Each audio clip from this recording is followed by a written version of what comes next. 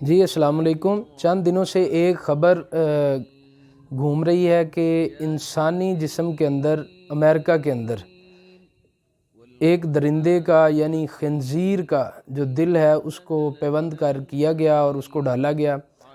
کیا اسلامی نقطہ نظر سے بہت سارے دوست احباب نے مجھے سوالات کیے کہ یہ درست ہے؟ اسلامی نقطہ نظر سے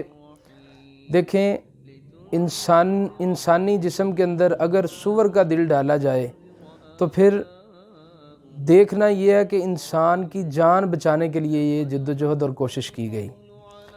اسلامی نقطہ نظر سے مختصر بات میں کرتا ہوں کہ رسول اللہ صلی اللہ علیہ وسلم کے زمانہ میں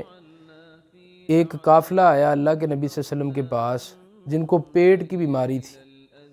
تو نبی صلی اللہ علیہ وسلم نے ان کو حکم دیا کہ اونٹ کا پیشاب اور دودھ کو مکس کر کے آپ پئیں، تو انہوں نے پیا تو وہ ٹھیک ہو گئے اور وہ مسلسل اس کو پیتے رہے تاکہ شفا ملے، جبکہ اونٹ کا پیشاب تو حرام ہے۔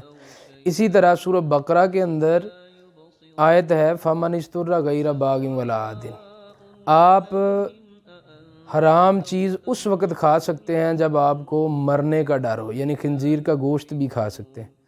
تو میرا تو پوائنٹ آف ویو یہ ہے کہ اگر کسی کی جان بچانی ہو، یعنی کہ وہ مرنے کے قریب ہو، تو جان بچانے کی خاطر آپ اس طرح کا رسک لے سکتے ہیں، اللہ رب العزت معاف کرنے والے ہیں۔ بقیہ یہ کوئی حجت میں قائم نہیں کر رہا، اسلامی نقطہ نظر سے میں نے اپنا تجزیہ پیش کیا۔ جو دوست احباب مجھے سن رہے ہیں، دیکھ رہے ہیں، وہ اپنا تجزیہ اور اسلامی نقطہ نظر قرآن و حدیث سے جو مجھے علم نہیں وہ کمنٹس میں ضرور مجھے بتائیں۔